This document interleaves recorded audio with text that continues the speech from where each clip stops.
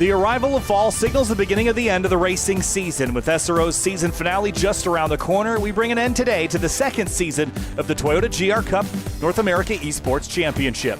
This year brought a new format, new winners, and now an all-new champion. But with the title locked up already, we shift focus to these last two races that still have cash up for grabs. A season of trials and tribulations for North America's fastest drivers in iRacing will hold court one more time at a place fans call the racing capital of the world, Indianapolis Motor Speedway. Hi everybody, Kyle Heyer joined by Justin Prince for one final broadcast for the season here in iRacing for the Toyota GR Cup North America eSports Championship. And Justin, we're so excited to be back.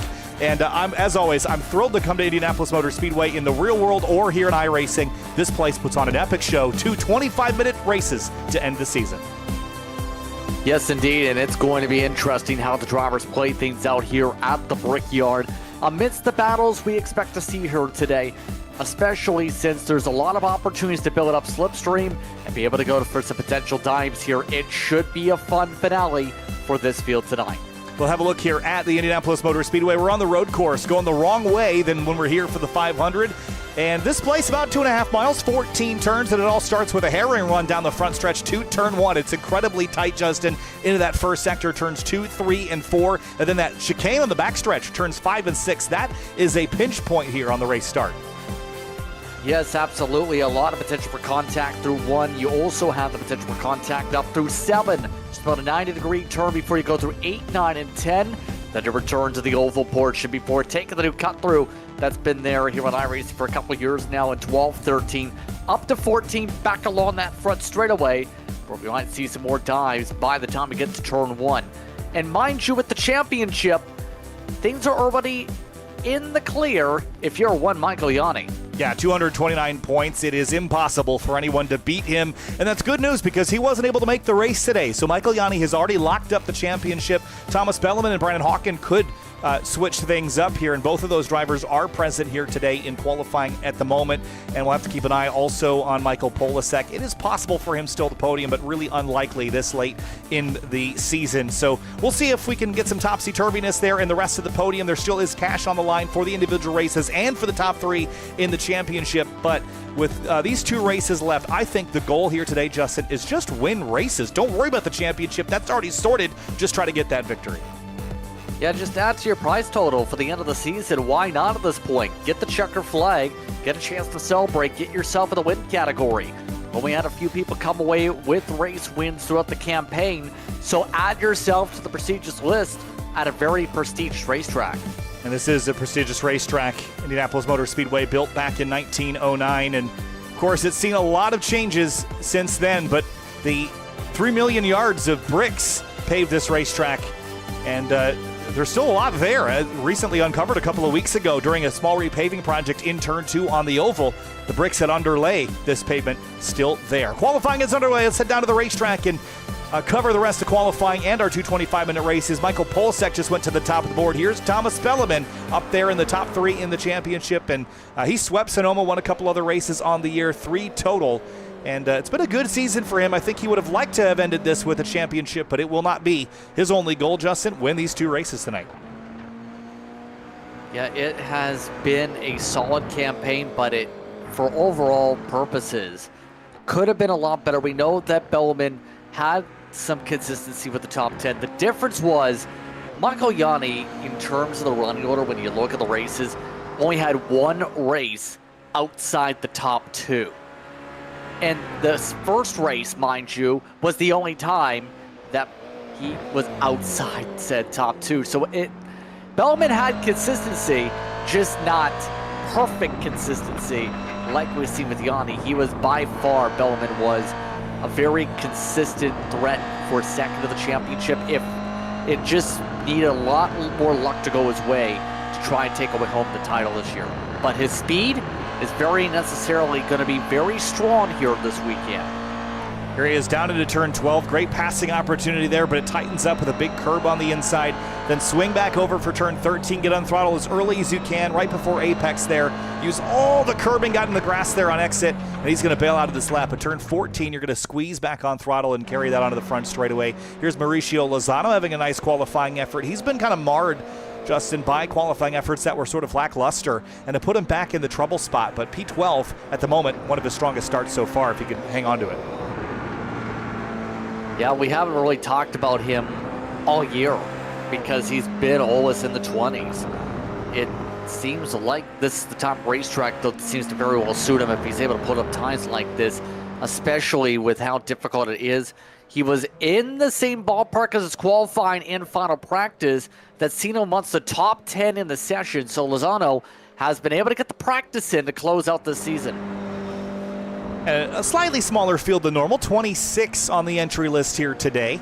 But as we saw last season, when you reduce the entry list down a little bit, it makes people more aggressive, especially now that the championship is off the table for any of the front runners. You can race them more aggressively, Justin. You don't have to pull punches anymore. You know, all you're going to do is change the number in the column for them at the end of the season. It's not necessarily going to shift the order around, so you can get the elbows out a little more. That's going to keep Finney and DeCuna in the background very busy as the steward for this race. See Andre Castro jumping the curb there. That's fair game. You can get really aggressive on the track limits around here. As long as you're not fully cutting the racetrack with all 4 tires to the inside of the curbs, you can really get up on those blue, white, and light blue curbs and attack this track. Yes, absolutely, and it's going to be going to have to be careful to make sure you don't snap around a little bit of the curbing. It does have some texture to it, but it's still a little bit flatness compared to some of the air racetrack. It's not like it's a gigantic curbing, so you can ride along it, just be able to smoothly go about it. Just have to make sure you don't cut yourself for a track limits penalty by cutting through the curbing. This area right here in particular is where it's really thick, that curbing, 3D-ish, where you can bottom out the car a little bit in amongst the infield portion. Yeah, you're exactly right. I mean, the curbs here are relatively flat. The exceptions come at the apexes of turns 1 and 7 and 12, where you can really hammer those big, tall, anti-cut curbs, but you can also use them to help rotate the car and load up the outside corner too, or hook the inside tire along them and help pull you through the turns. So there is some strategy to utilizing those. Wan Chi Lin up to 16th here, entering turns 3 and 4. Very flat first sector here, and you're really scrounging for grip through those corners and making those Continental tires very angry sometimes, trying to pull yourself through. Yeah, and really heat them up if you push too hard, and we've already heard from many drivers throughout the season, tire heat, if you push too hard, we'll see you fall back a fair bit. You have that window that you need to keep the tires in before they fell off. As well, race control giving us a bulletin, hoping they aren't busy. Yep. Kick up your feet and relax for a little while, I suppose, but again, they'll be busy up there in the steward's office, I imagine, but a little bit of humor to start the day. Under a minute left in qualifying. And remember, because this is an iRacing heat-style event, when the ticker hits 0, you don't get to finish your flying lap, although most people already have put a number of laps in. Here's Paul Darling, recently switched teams. See the Super Lap phase colors on this car. Looks great. Running up inside the top 5 pretty persistently. And he's talking about how, you know, he's been roughed up a little bit this season, wants to get those elbows out and make sure that that no one uses their bumpers on him. And he's a recent winner in the amateur racing world. Got a couple victories in grid life back at Lime Rock Park, so that will help boost his confidence here a little bit at the tail end of the season at IMS. No pickup for him that time through. At least it wasn't a legal lap time, so he will end in 4th. Aaron Smith, the last driver on the racetrack here. But 26 cars all the way down to Patrick Mason in P26, and the gap between first to last is just 1.1 seconds. Yep, pretty close spread actually here today. And every car, nobody electing not to qualify. So everybody at least set a time here and set all 4 laps. That is a bit of a rarity that you can see a little bit in iRacing, but that's going to make things all the more better when we go roaring into the corner in a couple moments. I think you're exactly right. It is a rarity that you see so many drivers so close, and about 10 drivers within half a second of each other. That is incredibly tight. And that's because this is a grouping of some of the best drivers in North American iRacing esports here. The qualification for this series takes place in the spring, and it takes place in iRacing's Time Attack feature. We set up 2 of the racetracks on the schedule, and from your combined times, the top 50 drivers are selected to participate. Of course, over the year, we grab people from further down the list as people drop off, but we hope that this will continue. No official announcement for next season just yet, but we hope it continues into 2026, and if it will, you'll notice that there will be an announcement probably in the February to March range, so make sure that you tune in to all of the @official GR Cup social media, as well as iRacing, to be tuned in for those things, and the official GT World Challenge America account on Instagram. Qualifying is complete. Michael Polasek is your pole sitter, and he's been everywhere but the lead at the end of a race this season, Justin. No wins after winning the championship last year. Which is absolutely stunning when it comes to his ability here. He's been quick. He's had good runs throughout the season. In fact, he had a string of 3 straight second-place finishes back in April and May. It's just that he hasn't been in true position to pounce for the win in a lot of cases here. He made it clear that he was looking to be all business. When people said have fun, he said, you're not allowed to have fun. Quite simply, he's focused on trying to make sure he gets the victory. Yeah, no fun. None of this is for fun, Justin. This is to win.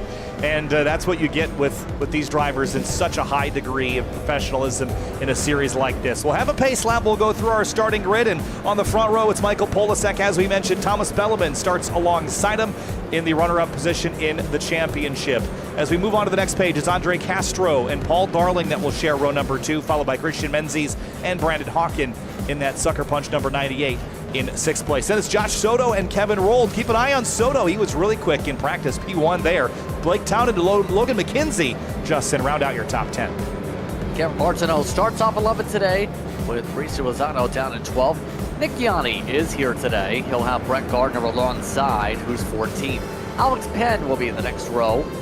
Here featuring Yanni Lin, as Lin will try and move ahead to the field. Jake Cummings will be in the next spot, with David Schofield back in 18th. Aaron Smith and Michael Montello round up the top 20. 21st place, Edwin Onofre for Tech Sport Racing. He's headed to Indy in a couple weeks. He won the Twitch giveaway for VIP passes for following along on twitch.tv/SRO Motorsports. He'll be joining us at Indy in a couple weeks' time. Charles Wimbley starts 22nd, then Cole Hooper and Nick Sudik will start in 24th place. Then in 25th, it's Chris Wetz and Patrick Mason will round out your 26-car field here today. And weather information for this race, it's about 72 degrees, track time about 87, so it is nice out there, especially for an October day. And we're well set and well suited for a battle and a brawl here at IMS on the bricks for one more round, 2 more races. 25 minutes from the drop of the green, and we'll crown 2 winners today, as well as our champion. This is going to be a fun time once again for the field. It's going to be the matter of, can you keep yourself out of trouble, and better yet, position yourself in the best spot for some of the drafting sections here today, especially down that front straightaway with the pole. You can get there. Can you position yourself in a place where you can get past your competitors and get it done before you get to the apex of the next corner on the hard braking zone? It's going to be important to do that today.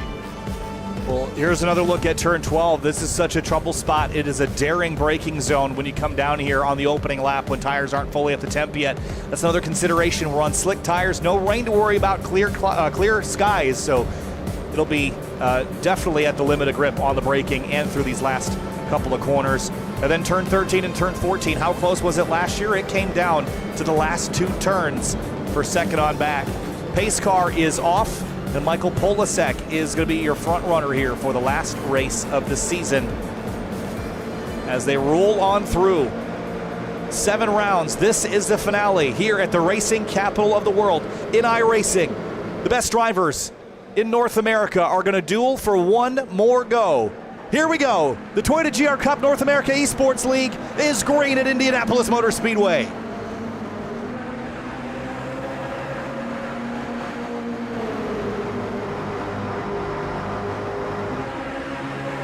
Look at Hawken out to the outside. You can make big ground up there on the outside braking. Look at them 4 wide into turn 1. That math isn't going to play. And somehow, so far, so good. Little bit of bumping and banging, but we get through there facing the same direction. No one taking the cut through, no major chaos into the opening quarter. Nicely done by the field. Got a few moments here, especially with 2x2. A lot of width around this racetrack. As Menzies cuts the corner, Menzies believe might have a slowdown here. They were fully inside the curbing. Yeah, that's critical on this opening lap, although the slowdowns have been made a little bit less impactful than they used to be. So if he got one, it won't be as severe as it could have been a couple of builds ago. Look at Townend on the attack there on Hawken. And just ahead, that's Paul Darling in the 55. First half of the lap is out of the way, and we've avoided major chaos. We're still 3 wide here, though. And Mauricio Lozano has 97 of Cummings in the middle there. Yeah, Lozano already getting dropped all the way back to 16th off the start as chaos in the back. But a contact back there with Montello amongst those involved. Believe Montello was actually loose. You can see him weebling and wiggling, slid the rear tires into Wembley, and actually overcorrects back into Wembley's front end. Yeah, unfortunate there for Wembley, just caught up. Nothing he could have done about that. So we'll go back to Cole Hooper and Jake Cummings finishing the first lap of racing here of approximately 16 in this race. And Michael Polasek trying to establish a nice gap that he can't be run down from, but this is a long straightaway, a lot of opportunity to slipstream.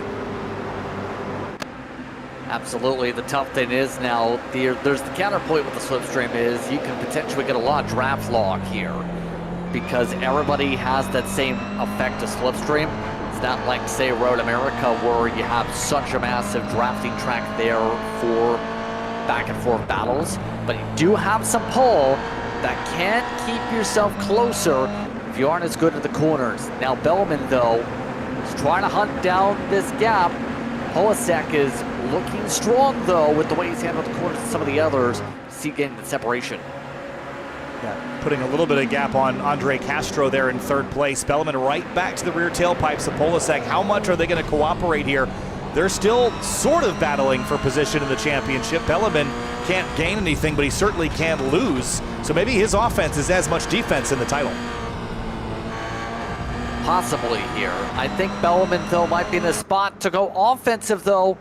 Great opportunity to lunge into 12. Just right in the bumper. Got to be careful not to make contact here. You can't bump draft here. Decided not to throw it in. I'm surprised because he could have if he wanted to. Instead, just remaining patient, letting Polasek continue to run forward as Polasek got better exits through 13 and 14. And now Andre Castro has reeled them in. So the longer you sit behind the driver ahead of you, the more quickly the drivers in trail will catch. And there's, 6 or 7 cars in this front group at the moment, trailed by Menzies. Then Josh Soto's leading another 3-car train. Here comes Bellman to driver's left. Polasek stays on the right. They're going to look left, look right, look everywhere down the front stretch. I think that was a bit of a bump, actually, though. Might have to spark a warning here with that near contact. All that opened up the door for Castro because Bellman got boxed in, trying to set it inside. Oh boy, where did that car come from? That was Townend. Yeah, Blake Townend had a big cut there at turn 1. And there is an escape road there that you can use, but watch this again. He goes to the outside, just misses his braking marker and just bails out and takes the alternate chicane here. So he'll have a pretty sizable slowdown to serve, and you see him serving it now. That's going to be critical in these races without really any opportunity for full course yellow. Any mistake like that will bury you down the order. Yeah, you can't just cut your way through that absolutely here, even though it's safe for you to keep the car from being destroyed. You gotta be able to stay with the track limits. Look at this back there. Have a big separation amongst the top 6 to 7th on back right now. Cameron Martineau.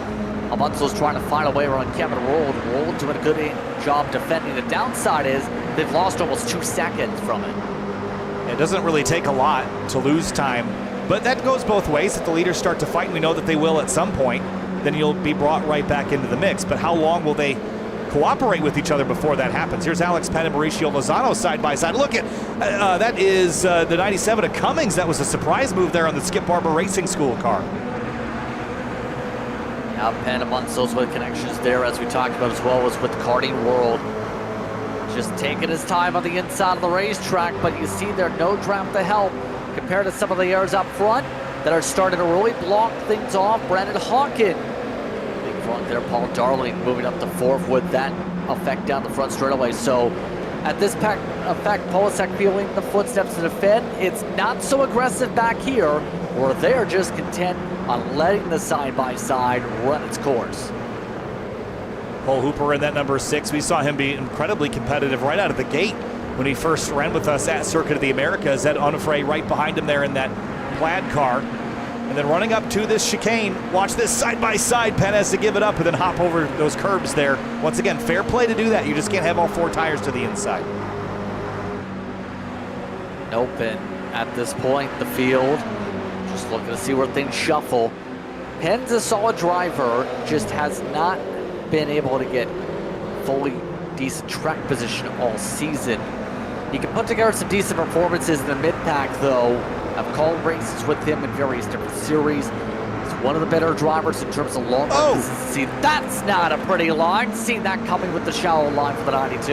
Yeah, a little bit of bumping and banging there. Patrick Mason, who I was just about to mention, he started at the very tail of the field there. Big clout on the side as they scrap for position. Logan McKenzie and Wan Chi Lin for 11th place are door-to-door. Yeah, Wan Chi Lin got the shorter distance, though, and here's the difference I'm noticing. If you get a little bit of help, maybe, not bumper-to-bumper help, I mean just somebody to push you from behind arrow-wise, it can help a little bit to clear on by.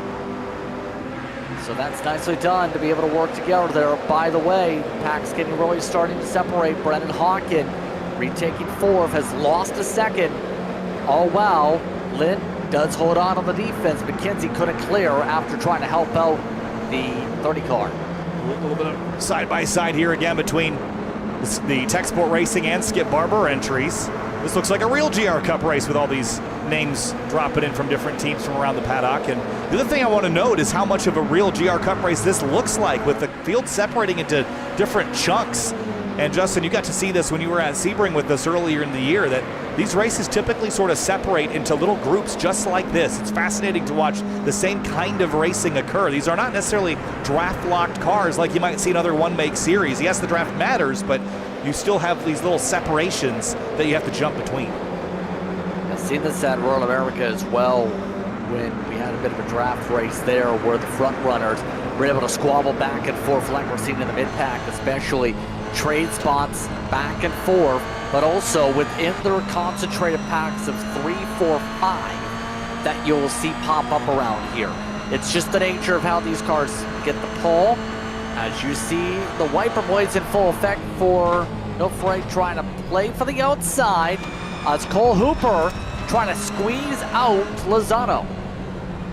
Watch this crossover on exit there. A little bit of a slip for Lozano, and Hooper's going to swing to the driver's left and try to carry more speed on the outside, but that's a much longer line around the outside of turn 14. And look at Nick Sudik. He's got nowhere to go behind these two. Will he take him 3 wide? I'm not quite sure if he would force a 3 wide in this case. May as well just keep on riding until the opening comes up, and I guess he's going to say, you know what, may as well take the momentum somewhere. Can't bump the driver in front. I don't think it's going to really work unless he keeps it stuck, though. A little bit of a squeeze out, got it stuck, got the inside curbing, and he just squeezed him out for good measure. A little bit of door-to-door here again through turns 3 and 4. Lozano and Cole Hooper battling here for 18th place. It's let Cummings and Penn drive away slightly, and for 2nd place, Andre Castro is slotted in between Belleman and Polasek here. And Castro, by the way, he also has yet to win. So between Castro and Polasek, they're the only 2 drivers in the top 5 of the standings who have yet to win a race this year. How much would they like to go out on a high note like that? I think a lot, to say the very least. You want to win. You want to get checker flags. You're not here to be the driver who finishes 23rd. You're here to be the driver who finishes 1st. So it's quite simply for drivers like Castro, why not push? Because he's been close so many times for victories in the past couple of years. We know he's a fast driver. The thing has been getting the edge for the checker flank, for example. And right now, it's going to be difficult to try and get the run on Polasek, with Polasek knowing exactly where he needs to block based on just the distance and how close the driver is behind. Not sure if there's going to be a move here. Again, boxed in. Don't want to run 20-30. You don't want to run third either. And that's sort of been the story for Michael Polasek this year. His average finish this year, I think, has been around 7th. And that you take out the outliers of the 14th and the 29th that he had at COTA and Road America, and you're looking at like an average finish of like 3.5. And that is just excruciating as a driver, because he was in the conversation on the podium how many times? Once, twice, 3 times, 4 times, 5 times this season, and no victories to speak for it. Here comes Castro to the inside and Belleman to follow through. Nice cut to the inside.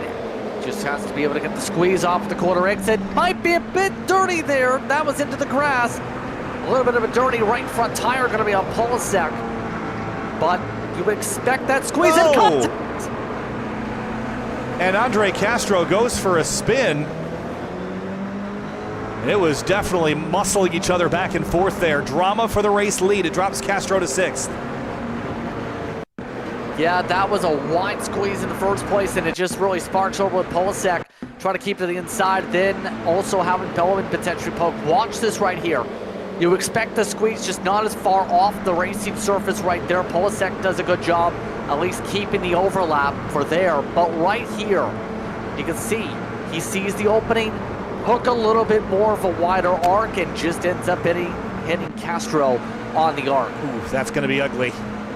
Down the front stretch, Brandon Hawken, Polasek fighting for 2nd place. Now that was big benefit to the 98 of Brandon Hawken, and certainly to Thomas Belleman. You see in the background there, Andre Castro still fighting for scraps here for 6th. He's got Paul Darling, Christian Menzies. Actually, Darling's up the road a little ways, isn't he? It's Kevin Rold, the teammate that's right behind him. Yeah, I was about to say, Darling's been, again, just biding his time, as you would normally expect from Paul Darling. He doesn't really force the issue.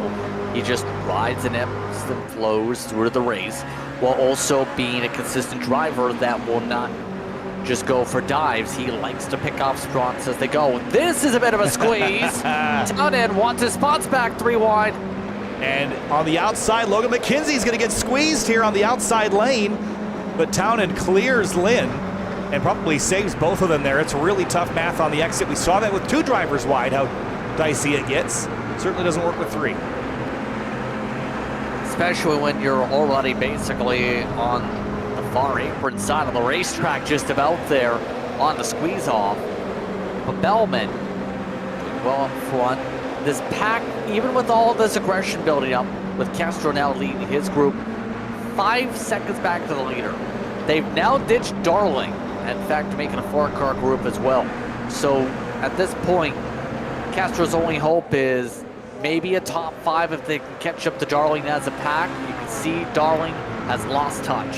Yeah, I think the idea is use Darling as a draft bridge. Draft up to the 55, and then have your gap to the leaders. There's still almost half this race left to go, 11 and a half minutes of 25. So there's still time left on the board. And actually, Castro was, while he wasn't quicker than the leader last time by, was pretty much as quick as the leader and closed in on Paul Darling. So I think there's still hope for the 34 to get back in this mix. And if you can't do it in this race, you'll have race 2.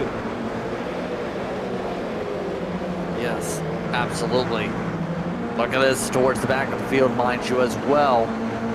Bridge clearing on by. It's been about, can you find yourself with the overlap for when you get to the inside? This is the type of racetrack where you definitely need to stay to the inside of the corner.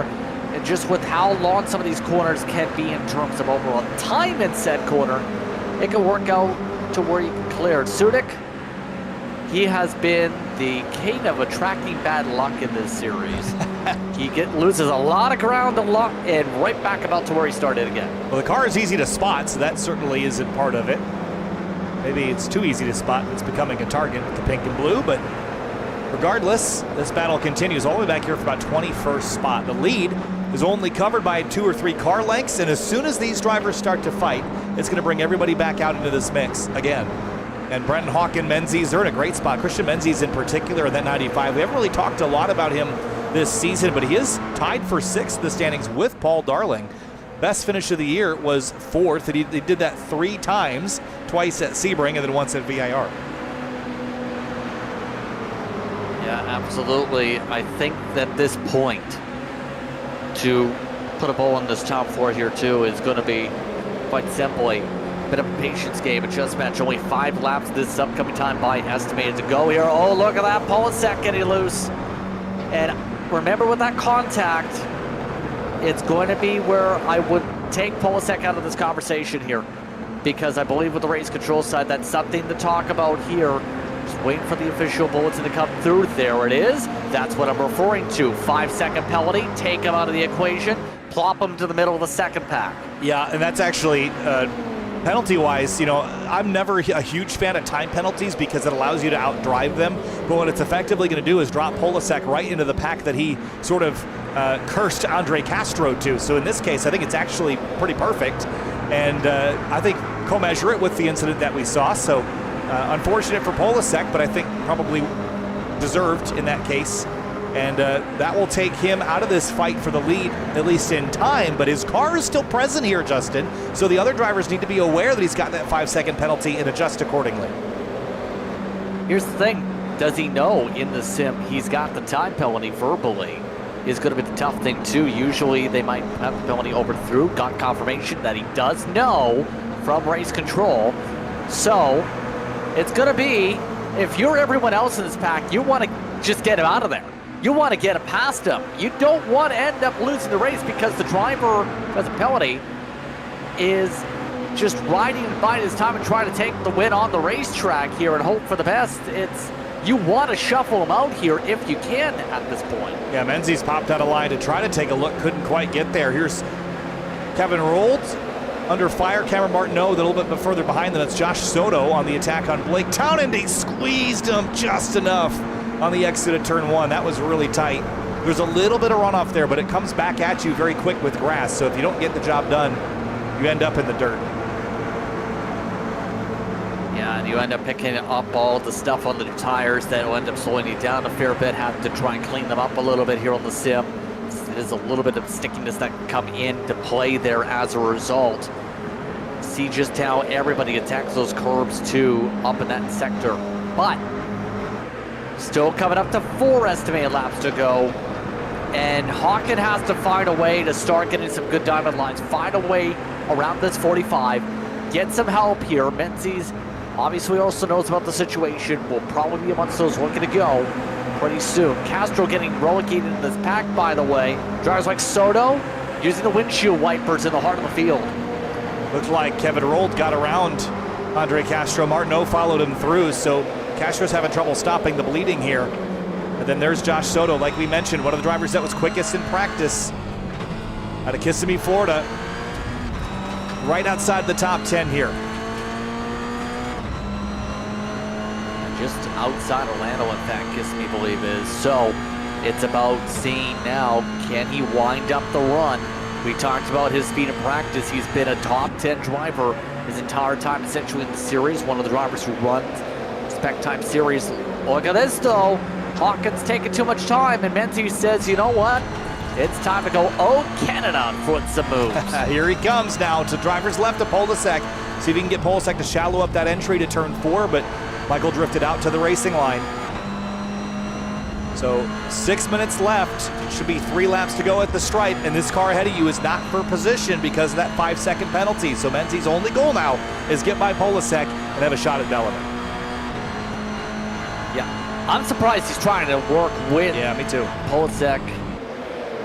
I'm surprised he went for the bump there. He straight up could have took the run, probably would clear it on by with a bit of a squeeze out and be able to take second on the racetrack and set himself up with a couple laps to go for Bellman. He's going to have to take the next opportunity into one, you'd have to think, as remember the bad luck I talked about with Sudik? It happened again, didn't it? Right there, contact with Montello. Oop. Went for a ride and kept it out of the wall. Just got tagged there at turn 4. Like I said, every time he has a decent run, a car lands on top of him. I think to your point about Polasek and Menzies, though, there might be something to be said about Polasek needing to get this lead to have any shot at maintaining his position, because, you know, the only way he's going to get a 5-second advantage at all is by being ahead of somebody. So maybe Michael's not going to back this down, and you'd rather push him along to sort of instigate that, be the catalyst to excitement here at the front, and pick up the pieces when it's left over? I'm not really sure, to say the least there. I will say this, because of all the scattering you see right here, the 3 wide in particular in the battle for 6th, Polasek, the worst he can finish off right now, is 5th. So with all this excitement building up, they're costing each other time. Castro yet again up front. Martineau has gone to 7th. I'm not really sure what the drivers' opinions are of Indy here in iRacing, but I really like how this race is. I think it makes for a really racy environment. These over-unders, these really flat corners that can push you wide. It just seems like there's excitement all over the field right now. There has been the whole race. Look at McKenzie getting shoved down the backstretch like he's at the Bonneville Salt Flats with a push truck. Just Wan Shi Lin attached to the back of him, shoving him down Pullman Way. Yeah. And again, be careful that I know you want to take the momentum somewhere. It's either make the pass or just lift it and you believe what was a possible run there. But you have to think a big picture here of what you want to do. It's late in the going. You better find a way forward. Coming up to 2 laps to work with here. And it's going to be close to see what happens. Oh, look at this. Castro got shuffled again. They tried to keep Blake Town from diving to the inside at 13 and just cut over left hard. And that brings Soto up to the inside of town and trying to jam the nose up the inside of the orange car and sends him for a ride. Oh, that was a little bit of a tricky move there to send him on back. Hearing that in the midst of that, Castro did have a slowdown out of turn 10 in the first place that really sparked things for us. The second spot on track, that had to be done, but is it a bit late? Menzies has to wind up a lot to close up now to Bellman, and that's why I thought you need to do it with 3 to go. Give yourself an extra lap to be able to set something up with a 1.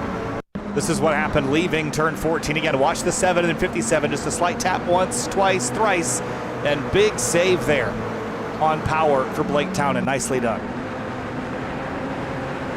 Yeah, narrow save, and blinky, show your frustration-y with your lights.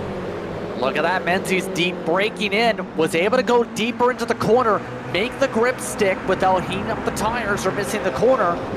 But he's going to have to do it a couple more quarters. Oh, they're getting argy-bargy again. Yeah, this is getting really physical down here at turn 7 right now. Blake Town in the middle of it, and there goes Castro again sideways, right in the middle of the field. Soto goes around, and everybody dodges and weaves, and somehow we don't have more car-to-car contact. Absolute calamity in the heart of the field yet again. Let's take a look at this.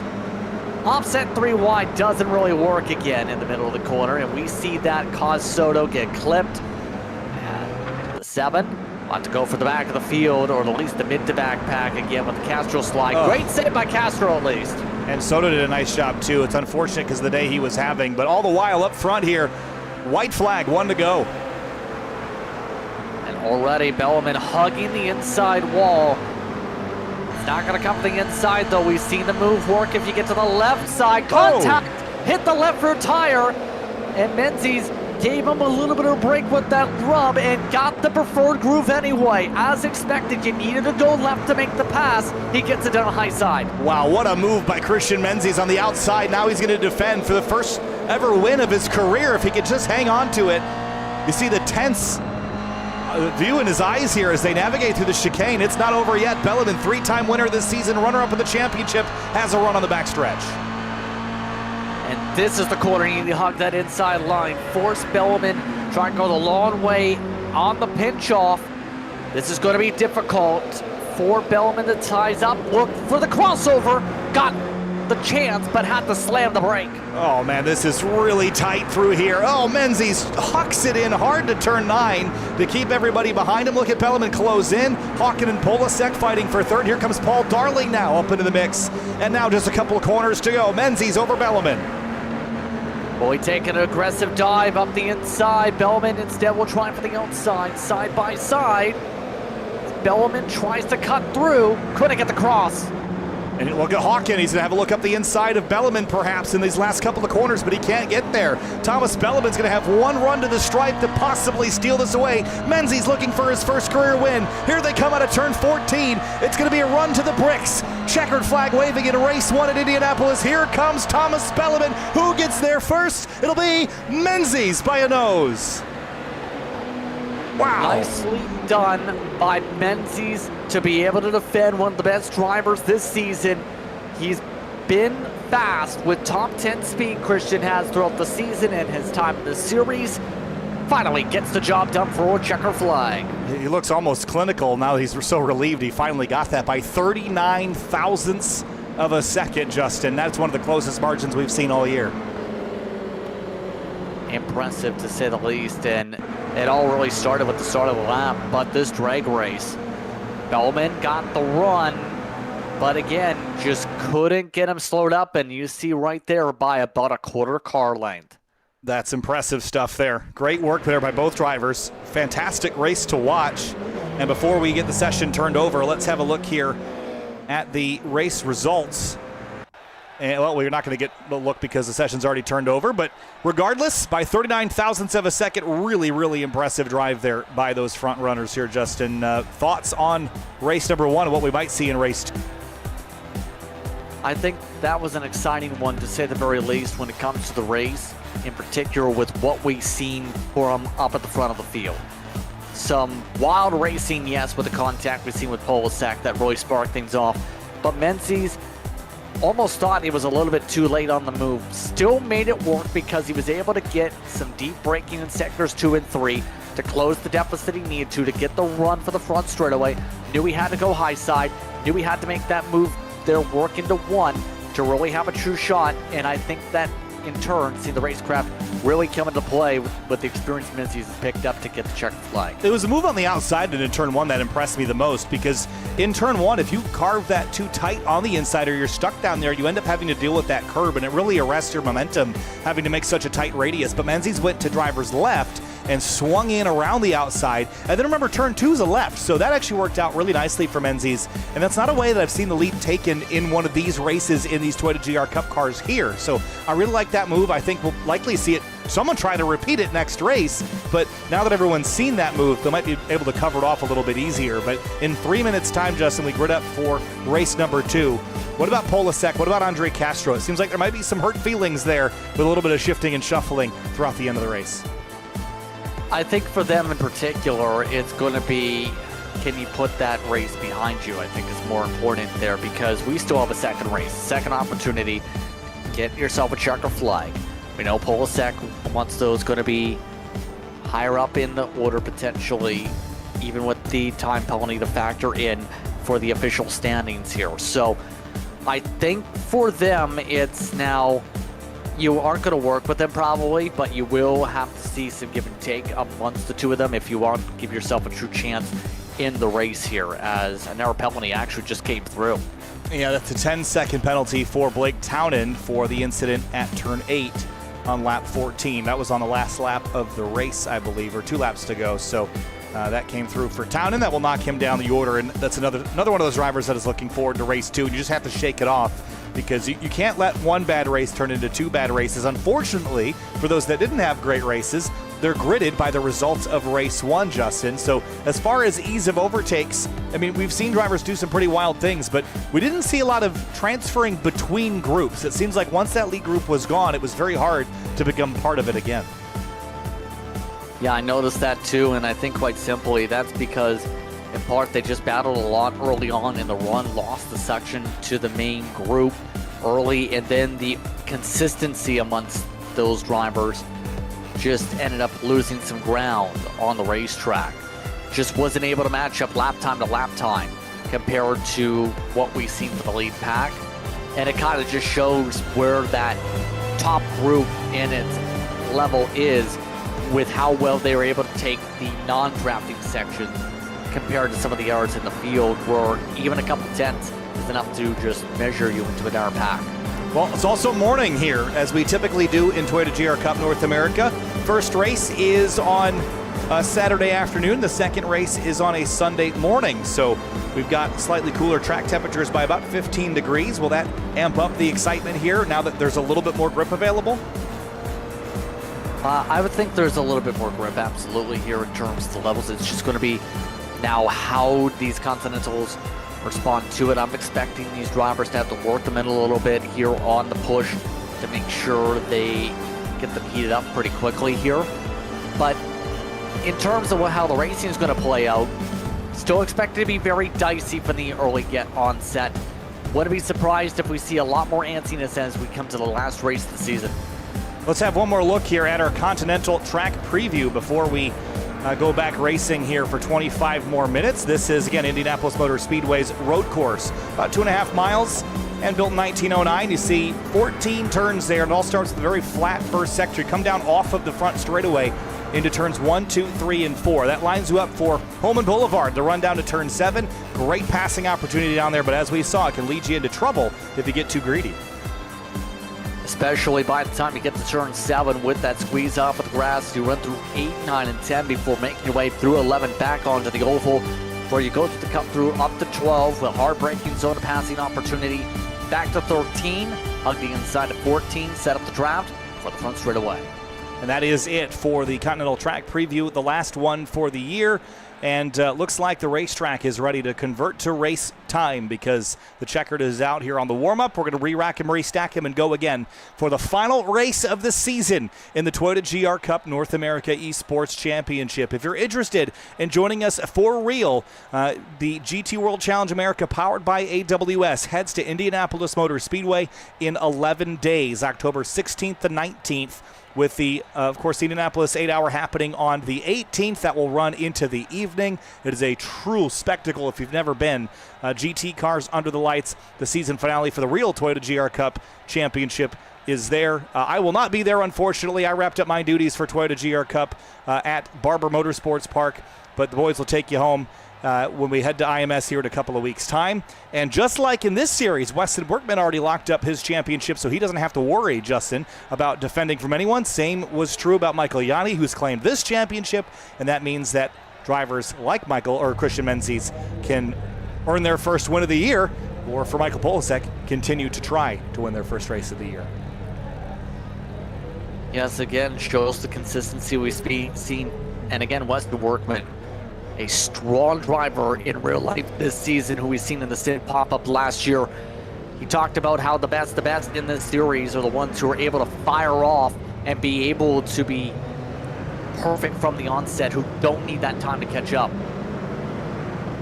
And he was almost perfect this year, had such a great season and series, and BSI Racing went to the championship. Hadn't even won a race in the series until Sebring this year. Then from there on, it was just a tear for young Weston Workman. Cars are pacing here on their outlap. Christian Menzies on that front row. Fresh winner here in this season. But Brendan Hawkins sitting there in the 98 right in tow. Hawkins did win a race this season. That came a couple of rounds ago back at Road America, Road America Race 2. And since then has done nothing but podium. So maybe Hawkins is due for one more here before the season is out. I think he's got the opportunity to do so, absolutely. He's got the speed. It's just a matter of getting in the right spot to actually make the move. He knows it too. We've talked to him before, where it's just about being in the right piece to make your chest move, to be able to go ahead. If you are stuck in third spot, it's going to be where you're not going to battle for the win in the late stage. You have to find a way to position yourself at least a second, then have an opportunity to go for the lead later on. Getting the chance to start off in third this race, but it's going to be where, remember, it goes from the right side of the 90-degree corner in turn 1 back to the left, where it's so hard to finish the job to clear from that outside of turn 2 before you get up to the rest of the course. We saw a pretty clean first lap, and just like it seems like we see in the Daytona duels, there's always one race that goes nice and swimmingly and another where someone lights the fuse. I think last race of the season, if you've got a score to settle, and that'll be a consideration coming into next year, so don't settle them, but the drivers probably will anyways. Yeah, think this is going to be where, for these drivers, finish out on a high. Quite simply, get this race done in a good way to win a well, not win a championship, but win a race at least. To finish up in the prize pool, add yourself to the totals, get yourself a checker flag, add yourself to the history books, be able to celebrate potentially to lead into 2026. We'd like to thank a number of people and partners for making this all happen. Again, huge thanks to Continental for sponsoring the track preview this season. A huge thanks to Toyota for putting on this championship.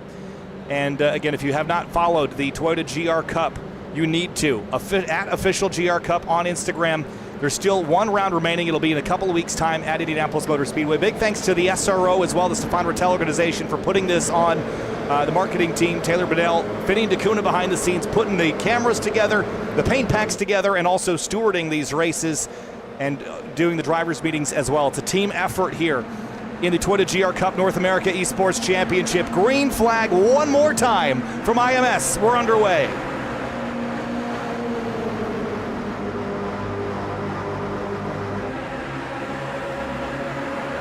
Look at Townend to the outside, trying to make up. He had a 10-second penalty on around the outside there. A little contact with the 55 of Paul Darling. And last time we made it through turn one, we're going to make it through again this time. Nicely done, gentlemen. Yeah, both times up through turn one. No major contact. Ooh. Give it a moment or so. This field's still dicey for 3 wide. This run through the chicane's going to be really tough when you're 3 abreast, and someone had to cut short there. Was that Nick Yanni, perhaps, that had to jump to the inside? Aaron Smith. Aaron Smith, thank you, in the number 70, similar PT Autosport livery on that car. But, yeah, just had to bail out. 3 wide into the chicane. Isn't going to work. This isn't either. 4 wide. No way. Yeah, no way this works here with McKenzie in the grass. How in the world was that not a pileup? There they go. Give it a moment. There it is. Wan Chi Lin, and he's got damage as well. Not major damage. It actually turned out a lot better than I thought, but that was just too many cars and too small of a place. All the while for the lead. Menzies has it. Here comes Hawken. Hawken already leapfrogging the second. Exactly what he needed for later on. Now it's going to be, can he find a way to get to the edge in front here in these laps coming up here? Bellman, I think, is one of the drivers who's going to be consistently willing to ride here.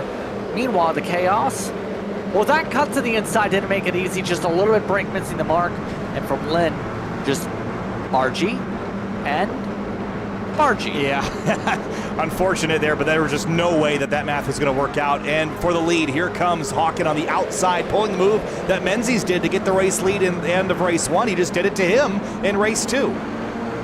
Yeah, I think he got some help, though, from Bellman, though. Not sure if there was a little bit of bump or not, maybe, from the 1 to get that done. But the Canadians battling up front at this point. And don't forget, Michael Polasek still got decent track position to start the race here, even with the time penalty a factor on in for the official results. So, you know, he's going to be very tactical in his approaches. Menzies does test the overlap. Yeah, took a look there and just kept the nose in there to keep Hawken from turning down all the way to the apex. But same 4 drivers, same 5 drivers, just in a different arrangement as it stands. Here's Paul Darling, who's just been on the outside looking in all year long. And Blake Townend, despite that penalty at the end of race 1, is back up into 6th, actually better than I think he would have otherwise turned out. Yeah, at this point, Townend doing a good job in this run. We'll give him a shout in this pack already. The top 17.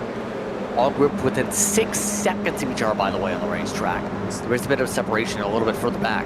I see a black flag for the 70 of Aaron Smith. Not exactly sure what that's for. My guess is for a cut course penalty for the shortcut on the opening lap, but maybe we'll get some clarification on that.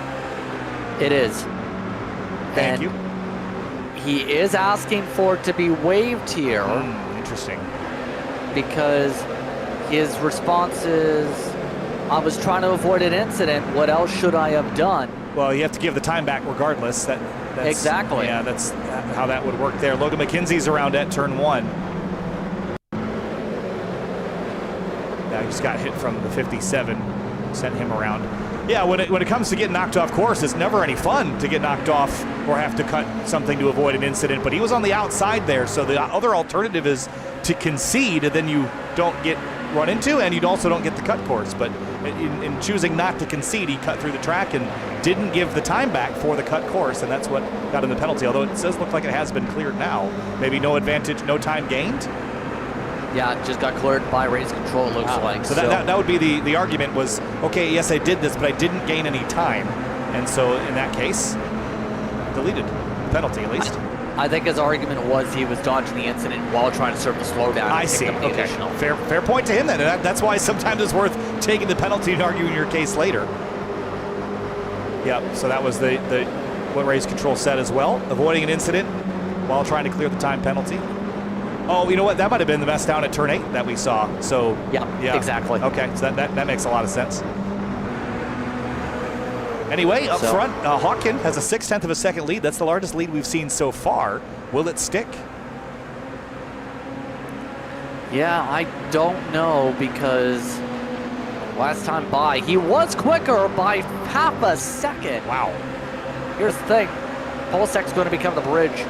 He sends it in, and Polasek will just eat that gap up alive. That gap is not going to last. Yeah, the gap was, I mean, he was half a second quicker than Menzies, but was only half a tenth quicker than Polasek, so it wasn't maybe as big as it first looked on paper, that differential. And you're exactly right, pulls that gap easily within drafting distance here. Through the chicane now on lap 4. And things are a little calmer than they were at the start of race 1, at least for the time being. A lot of gravel over there on the chicane. Let's look on driver's right there, or on driver's left, right side of your screen. Pretty far offline. Yeah, a bit of marble kick up with how things are going. Shouldn't be too much of an issue to drag people off the racing line. Isn't too much of a build-up on the surface itself either with how things are going. But you still have a little bit of rubber that Continental's putting down here that these drivers are trying to fall within. See how things are closing up behind, though, with Polasek going just conservative on the entry, but good on the apex to roll it through to close while others continue to fight. Yeah, this is Soto back here, Brett Gardner, Alex Penn, and Mauricio Lozano on that 18 on the outside here at turn 13. Had to concede, and that will allow Soto to get back up alongside. And remember, Soto is fighting an uphill battle after getting spun around at the tail end of race 1, and he's got a lot more pace than his position right now. I think so too. Here comes that run from Polasek, though. He's got the chance for the lead. Menzies gets boxed in. Huge break as Bellman took the cut inside to avoid contact with the satellite car. And Michael Polasek just retakes the lead quite simply. He likes to be the leader. He's not around here to just have fun, play games. He's here to win races. He wants a win to end the year. Yeah, he really, really would like to go out on a high note. We mentioned how he was the champion last year, won, what, 5 of the 7 races, something crazy like that. And he was battling Michael Yanni and won handily last season, but Yanni showed up with renewed patience, with renewed skill, and just went out there and beat everybody by a lot this year. And you insert Thomas Bellman, Hawken and others. Didn't make it an easy season for Michael Polasek, so to go out with a win would at least kind of smooth over the blow from not having a chance to follow up that original title. Yeah, it definitely would, at least for him. But it's just going to be the matter of finishing the job. By the way, Lynn, despite the damage, still battling out with some cars here. 22, trying to go on Patrick Mason. You see Mason is amongst those, it looks like, in the VR headset here today. Just riding along as, no, he's listed as American, but he is a Canadian, if you recognize where Mississauga is. Trouble for Menzies from the front. And he was one of our front-running drivers. What happened to him? He got a little help, I think, from Castro. Down again from high above. Yeah, I think there was a big checkup effect with some of the side-by-side right there. He actually gets into Bellman, checks him up, starts to hook around loose, and then gets the extra assistance by Castro, who tried to get off of him. And Menzies not going to double up on race wins today. Yeah, and I'm not sure about, what the 34 really did wrong there, because that car head was already sort of sideways. See, the 51 is going to get a penalty. Brett Gardner, that was for the contact at turn 1 with the 14 of McKinsey. That'll be a 5-second penalty there. But that will shove Menzies well down the order to 20th place after winning a race early. That is catastrophic. That's going to be a little bit heartbreaking. The least will get a win on the board, but could have finished up much more better to close out the day, to finish out with some decent points of the season here for 2025. But at this point, give credit to Townend, who's shown a lot more improvement compared to the first race after getting bounced around a couple times over with some of the contact and the sides and the spins. But now, the problem is that top 3 is running away with their constant speed in the corners. And the incident was very quickly ruled a racing incident there, which maybe Menzies would disagree with that, but he was already kind of sideways, so I don't really know how you can pin that on the 34. So, well, this he might be able to. A little side-by-side contact with Paul Darling. They're leaning on each other here up onto the front stretch. Here's Nick Yanni, brother to Michael Yanni, season champion, up the front straightaway. Yeah, you see them trying to draft together. Nick Yanni, highest he's been here today. Just picking his spots right now. No place to send the run. No need to force a 3 wide this early on in the race, still with 15 minutes on the clock. Townend just being a full defender here. They're half a second off the pace to the leaders, by the way. Yeah, they're just battling really, really hard. It's going to separate out the front 3. You see them up the road there. And that's something that Bellarmine, Hawken, and Polasek are going to be stoked about. They can just focus on each other and don't have to worry about holding off this mad, angry horde of drivers behind them. Here's Castro again to the inside of Yanni.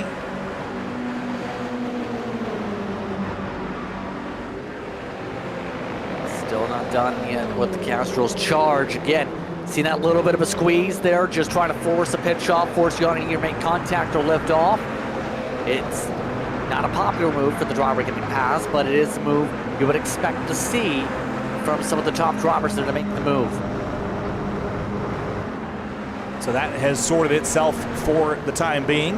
Up front, Polasek, Hawken, and Bellarmine. Polasek, the only one of these 3 that has yet to win a race. Hawken has 1, Bellarmine has 3. Yeah, as things get a little bit darty in the next pack, was about to say the reason I had the stutter.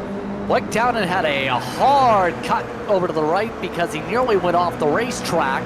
Actually kicked up grass with the left side tires, blocked off the right side of the racetrack on Paul Darling, then just held on to the spot. It's going to be right here.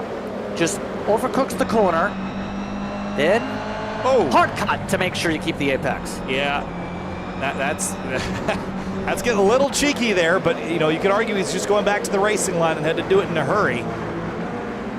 But yeah, that was very aggressive cut back over by Blake Townend, and these guys will be just fighting for scraps at this stage unless those front 3 get tangled. That's the frustrating thing about the way that this goes. The more cars you have in your pack, the less efficient you are with lap time. And even with 12 minutes to go, they are definitely not making progress. The top 3 are all in the 139s. You'll note previous lap time there, left side of your screen. Look at the front 3, 139 8s and 9s to a 141 and slower for the next group of cars there. All but a 3 wide. Hold on 1 second, though. Again, this pack not letting off. Martineau didn't want to back out. Nearly took both the outside cars, and Castro and Nick Yanni with him. Really physical here as Martineau just tried to make something happen in the 38. Put the 2 PT Autosport cars behind and focus on the SRO Motorsport car ahead. That's for 6th place. And Darling and Townend trying to run away from this group. I mean, at this point, make sure you close up your spot, make it like real world where things start to separate with these types of battles. At this point, you're battling just for the highest spot possible here. 6th on back yet again has been the benchmark for those who have been shuffling in the second group here. Martineau very quiet on the Samantha 10 racing machine. It's done well today, but is having a hard time getting that pass fully done. You see these cars just all line up together, try to stay in a strung together pack. Nothing but Townend, Darling can do except ride. They are not closing on the top 3, but are faster than this hornet's nest. Castro, Martineau, Aaron Smith, Nick Yanni, all involved in this tight little scrap battle for P6 at the moment. And they're beginning to string out a little bit, at least for the time being. Here's a battle deeper in the field. Christian Menzies, he dropped 2 more spots, now to 18th place. Actually, he gained 2 spots, rather. He fell all the way back to 20th. And Onofre, Charles Wimbley. Yeah, back of the field. No major issues here today. Only McKenzie is out of the race at the moment, by the way. So they've been playing very well, just like how the leaders, coming with 10 minutes to go here, by the time we get to the start and finish line, are all just waiting for the right opportunity to strike. We know that move in turn 1 is going to be very effective potentially if Hawkins close enough. But it's going to be difficult because Polasek is so good in the braking zones to build a buffer. He's right now been one of the best out of anybody to do that here today, where the draft is keeping it close, yeah. But you can tell Polasek just knows how to get that drive off in some of the more technical parts of the racetrack where it's more weavy and more corner focused in terms of how you need to attack the track compared to just keeping their foot in it. Yeah, a little tricky, I think, to be able to commit to Polasek's level and throttle up that soon, carry so much momentum. But Hawkins, I think, in racecraft scenarios has been as good or better than Polasek, and that's why you typically see that 98 shuffle forward when things get really tough. A bit deeper in the field there's Townend and Darling, and they've actually brought Castro Martineau back into the mix, so what was 2 separate groups is now just 1 again. Yeah, able to close up, and that's the difficult part on being able to break away. It's been, if you have the equal footing on speed and you have everyone work together, it's so hard to make sure you can fully keep ahead. Things are changing up front for the race lead, though. Brandon Hawkins is going for the point, and he's got Bellman on his side. A little bit earlier than expected, but Hawkins decides to change the optics. Well, it goes to the front, but now what? I mean, that puts Polasek in, I think, an advantageous spot because he can sort of plot and plan for the next couple of minutes. The challenge here is Bellman right behind him is not going to sit idly by and watch Polasek plan out this maneuver. He's either going to go with him or go by both of them. Yeah, I think Bellman needs to take it one at a time. To answer your question, I don't think he's going to pass both in one corner, obviously. It's quite simple. Whoever's going for the move, try and follow them through. Take over second, put yourself in an opportunity to go on offense instead of just popcorn seating. Go from there, and it's going to take someone like Polasek to go for it. Oh, they're going to draft up a little bit. No move taken this time by Polasek. He's content to ride with 5 estimated laps to go in the season. Yeah, I think you're exactly right. He had such an opportunity to go to the inside and take that spot if he wanted it, but he did not. He wants to sit here in second. That's the position of strength in this race at the moment. Mauricio Lozano, Jake Cummings right ahead of Brett Gardner side by side here. Remember, Gardner still has a 5-second penalty for the incident on lap 3. So he'll drop out of this group a little later in the show. But to your point, Polasek is right where he wants to be right now. Exactly. He's ready to try and plan things out for the next few minutes, letting Hawkins just have his foot in the lead. See him testing a few things, see what's working for potential draft if he doesn't have the suction for the straightaway. So he's trying to feel things out, plot when to make this move and where it's going to become the chance for the race win here. Just trying to see, is he going to be able to get the job done without somebody working with him from behind to give him that aero push? The run he just got leaving turn 10. Much better run than the 98. Just wasn't close enough to fully take advantage of it. Braking zone into 12 here. This is where you're going to be setting up your plan to steal it at the end. Through turn 13 here and then 14 back to the right. How much sooner can he get back on throttle? Does he think he can build this run? He'll experiment here. I think you have to get the pass done before turn 14, before you get up onto the front straight. But it was close last time, wasn't it? Yes, it was. This time through again. Electing just to lift off, and Bellman says, I got to go somewhere this time. Got checked up last time. This time, oh, he will try a 2-for-1. I don't know if this will work. It's going to require a bit of a phase out. Not quite. Side by side, big slide for Brennan Hawken, trying to keep the car underneath him. The battle for the lead is on. Bellman and Polasek go back to the front. Hawken from first to third, and we'll have to try this pass again. Gets a nice run into the chicane here on the back stretch, but we're running out of laps to sort this out and reshuffle the deck. Yeah, just like that. Wasn't expecting the 2-for-1 special to work at all here today with how things have gone, Kyle. In this case, Bellman had decided to just take the full throttle someplace, anywhere, instead of just letting it subside again, and now will work. Oh wow, the other pack. Oh, that's a little bit of a squeeze out by Darling. Your contact with Nick Yanni. They were 3 wide on Holman Boulevard. They've gotten it sorted, but that was a dicey moment. But no one is going to contest these front 3 except the front 3. They are almost 4 seconds clear of Blake Townend. It will be a battle with these 3 drivers only, provided that they don't somehow lose that 4-second battle. And if they were to keep doing what they just did, they would. So that's how quickly the time drops away from them once you get side by side. But Polasek has a little bit of ground to make up. He's going to have 3 laps left to do it this time. Yeah, I think there's still going to be enough time to be able to do it here. That gap is very manageable for Polasek to close within a lap here. It's just going to require some deeper braking yet again.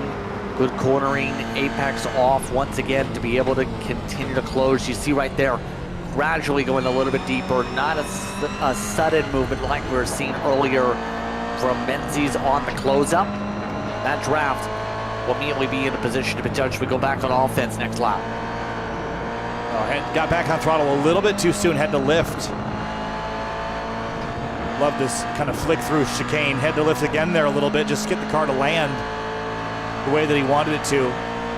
But that gap is slowly closing. That lead GR86 getting slightly bigger in the windshield. Slightly closer, but again, it's all about the setup from here. Polasek got a little bit loose that time. Slid the tires. Hold on to it through 7. All of this is wow. They just try and see, when do they throw the punches here? Brennan Hawken will need Polasek to not take the run to have a true shot here, to take a dive. Wouldn't be surprised if he tries to take it, with already Bellman showing it is possible, albeit takes a little bit of mistake from an air driver to go from 3rd to 1st. They'll be coming to 2 laps to go this time. Christian Menzies and Cole Hooper were battling for 16th for a moment, but I think our eyes are going to be glued to the front runners as they come up onto the front straightaway. About 5 miles of racing left in the season, and the battle for 4th is on just as fierce behind. Look at this. Yeah, whole choo-choo train. Huge cut to the inside there for Castro. Oh, wow, look at this for the lead. Polasek doesn't take the checkup, takes the send. Really deep inward. Bellman able to close right back up at the cross. And Castro takes over 4th down at turn 1. It's the big commitment drivers that gain the most down there at that first corner. Darling almost squeezed out Nick Yanni. Aaron Smith is there. Cameron Martineau inside the top 10. So these drivers get sorted single file, and this is the battle for the lead. A lap and a half left. Here comes Bellman to the rear bumper. He's going to look to the right again. Has to do something here, avoid the squeeze out from Polasek. Should be coming up to the white flag soon here, as Polasek just got better corner speed to be able to clear without even a chance of a squeeze off. Bellman will have to do this in 1. Nice tidy single file racing back here. There's a couple drivers that shifted positions. Cameron Martineau lost 2 at the back of the shot, but to your point, turn 1 might be your last really big opportunity to go up the inside. Maybe 7 if you can get that first sector correct. But a lot of things have to go right to slide those tires across the pavement in just the right way to get back to throttle sooner than everybody else. Here we go. Chance to build up the run. It is not that close though, Kyle. It should be a Leonard Carley close to have a true shot. All with the white flag waves. Darling battles with Townend. All while Polasek goes defensive. Bellman's going to have to lunge it again on the outside of 1. Hope it sticks. Oh, he goes inside instead. Big lunge up the inside for Belleman on Polasek into turn one. They're going to battle it. Here comes Hawken. He's going to make it 3 wide for a moment. He tries to get his nose to the outside. He slips big. And here comes Belleman to the inside at turn 3. Belleman has the chance to clear here. Will take the cut. Oh. Had to close the door right on the nose of Polasek. Polasek has an opportunity to go right for it though. Now on the outside, but Hawken's going to push the one car.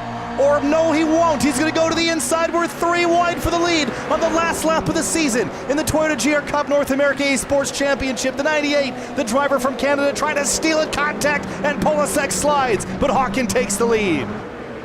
Belleman let Polasek save it and just cost them both the chance here possibly to go after Hawken. We wondered, was Brandon Hawken going to be able to get the edge to get another win on the season? He's got it right now by a sizable gap as a result of the contact.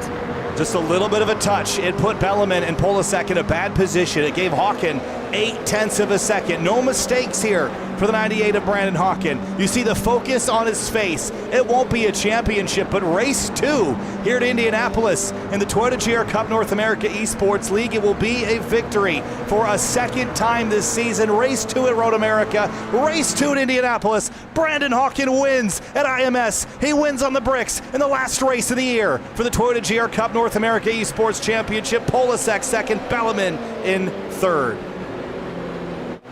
He almost looked shocked about how things broke out there. No major celebration at the line. But my goodness, what an end to the season with a thrilling last lap. All Michael Polasek says, what a last lap in sim. Wow. What a last lap. There is your race winner. We can't show you the champion because he is not here. He already locked it up and couldn't make this race. But a win for Hawken propels him a little closer to Belleman. I'm curious how that will make the points shuffle. I think it was sort of back and forth, and it'll probably stay roughly what it was. But let's go back and watch the majority of that last lap here, because it was spicy, to say the least. This is coming to the white flag. Let's just watch this last lap from Hawken's on board. This is coming to the white.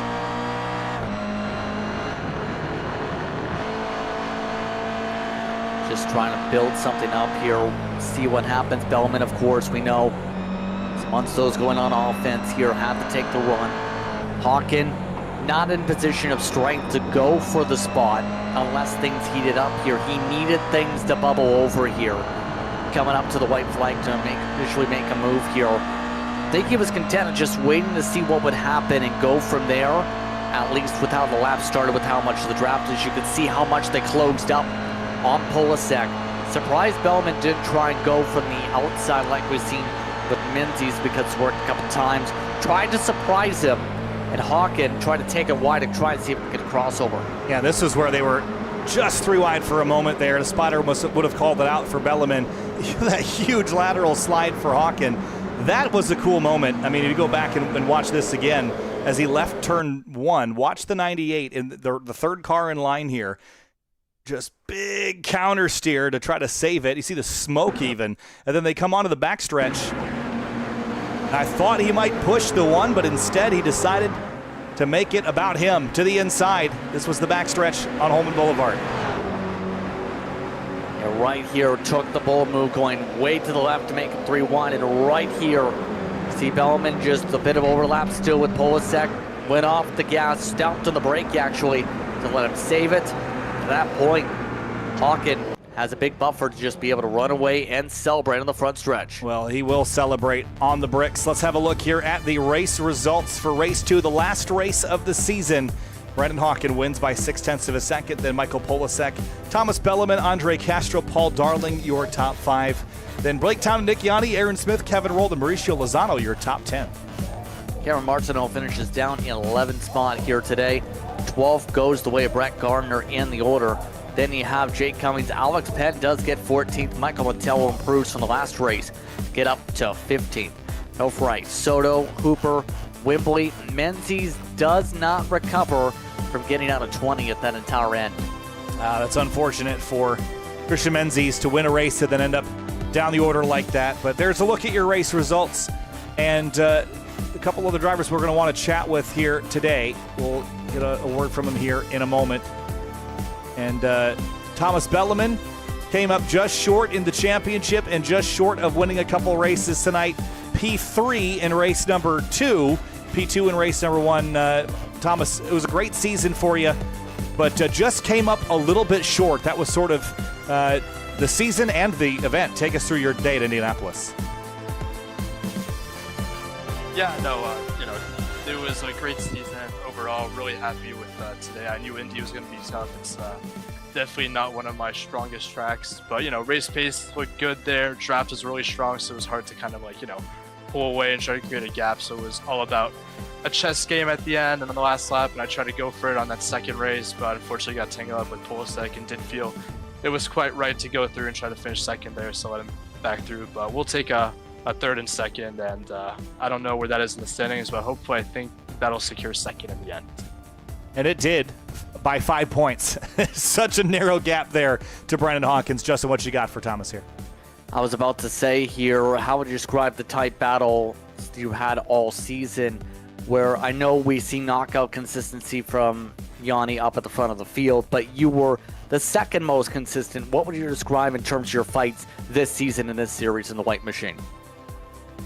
Yeah, no, I mean, overall, I think I was a lot better this season compared to last year. I really try to focus a lot on the consistency. That was kind of my strong suit. There's definitely a little bit to work on in qualifying, looking at some of Michael Jandy's times, but, we really worked on that, try to be a little bit more aggressive with some moves instead of trying to, stick behind all the time. So I try to, find some things here and there, kind of like at Virginia with, that last lap. That was something I planned out at Oak Tree to kind of get the run. So, this season was by far one of my best. Obviously, it kind of sucks finishing second. The goal was to finish first, but we'll jump back next season if it happens and make sure we're in the right mindset with qualifying and all that to hopefully charge Michael for the championship.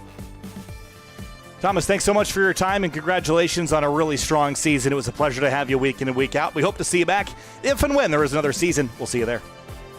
Appreciate it. Thank you, guys. Thank you. All right, let's chat now with a driver that came up just shy, again, second in race number 2. And Michael, this season, it wasn't quite the magic that you had last season. And tonight wasn't quite the magic that you were hoping for here either. But it was still a strong season, still top 5 of the championship standings, and I'm sure there's lots to be proud of after this year. There's a couple things here and there to be proud of, but the season's just missed opportunities and missed race wins and just a lot of disappointment. I haven't really been as focused on the series as I was last season, but maybe this P2 will give me some momentum. But overall, the season could have gone a lot better from a lot of places. If I just had better pace in the rain in Coda, maybe I could have done something to challenge Yanni. Or at Sebring, if I just didn't get some of the instant points before the 4X with me and Yanni, I could have maybe done something there. And if I just didn't bite on that really good fake move that Belleman did, I could have probably just held on to the lead for the entire race and, the last lap and maybe won the race. It's pretty disappointing overall, but at least I got some money out of it. Yeah. How would you describe the race as a whole, though, in terms of how you had to approach these battles here? Because it seemed like it looked like a little bit of what we see with Road America, but also have the technical side. How would you describe the fighting to try and position yourself with these race leads? You pretty much described it best. It is like Road America, where the front straights and the back straights are super strong and you could maybe make a move there. I think I positioned myself correctly to be in the lead, because usually if you take the defensive line and just turn one on the inside, because the right-hand corner, you stay on the rubber and you're able to either clear the guy on the left before turn 2 or stay side by side and just get the inside into the next right-hander and pass him that way. So I think I played it correctly. It's just I really wish I just held my line and stayed on the inside, and maybe I could have been able to hold on to the lead there. Michael, again, I know it's a tough season for you, but thanks so much for being an active participant and being up there putting on such a great show for everybody. Appreciate your time and enjoy the offseason. We hope to see you back if there's a third season of this. It's been a pleasure, as always. Thank you very much. I hope to be back as well. Thanks, Michael. All right, let's chat with our Race 2 winner, Brandon Hawken. Man, what a battle at the end there. It got spicy, Brandon, and you're going to take home your second victory on the season. Once at Road America, once at Indy. Briefly take us through that Race 2 battle. That was fun. Yeah, first of all, I'd just like to apologize to the bricks. I accidentally left a skid mark on them at How dare you? Down lap. But, oh, man, absolutely crazy racing. That second race, I tried to clean up a few mistakes I was making there in the first race. I was turning the wheel a little bit too much, scrubbing the fronts, and so I tried to clean up my driving there a bit for the second race, and we had we ended up getting separated from the group behind, so we were able to just kind of chill for the most part and try and get a gap so we could battle there towards the end. And that was a fantastic race there with Michael and Thomas. There were a couple times there where they were side by side, and I was trying to find a way through, but I just couldn't. And then on the last lap, coming down to the infield straightaway, I was able to get just enough of a run to be able to use some draft and get alongside Thomas. I wasn't sure what the rules were for track limits, but I was like, you know what, it's the last race, I'll go for it. So yeah, cut to the left. We ended up going 3, and then I think there's some contact there right next to me, and I was able to just kind of have a relatively calm final quarter lap. But man, that was a lot of fun. Had so much fun this whole season racing with everybody, and we ended it with a bang. So that's really cool. And man, yeah, looking forward to hopefully doing this again, because this was an absolutely fantastic season. Justin? Yeah, I was about to say, with this, you unofficially did get yourself third in the championship also, by the way, in the midst of things. How would you describe that improvement compared to last season, to be able to get yourself a couple wins in this series and be in position so many times to be in opportunities to win in 2025? Yeah, that was fun. Started off okay. I was kind of lukewarm, and then but yeah, I got a lot of momentum there towards the end of the season, and it just came down to practice. I think just learn the little quirks and things with this car, and was able to find a bit of pace, and I wish I was able to do this last year, because that was so much fun this year. And it was just like slow improvements over the course of the season. It's like those things that you don't really notice, but they kind of add on to each other as you keep going. And just try my best to keep everything clean, and just get those positions when I could, and then race smart for the most part. And I was able to get some good finishes in the latter half of the season. I was hoping I could make a run there at Thomas towards the end, but I think I don't even think it was possible with drops. So, but yeah, he did a fantastic job all season. Congratulations to Michael Yanni as well on the championship. It was a dominant season for him. So, congrats to him. And looking forward to hopefully fighting all these guys again next season. And it should be a lot of fun. It should be really good. Thanks so much, Brandon. Congratulations on your race win. We hope to see you back again next year. Yeah, thank you guys, and I'd just like to thank you guys, Toyota, SRO, for all of you guys have done for the series, and really looking forward to the next one. Thanks so much, Brandon. Have a good one. Thanks, guys.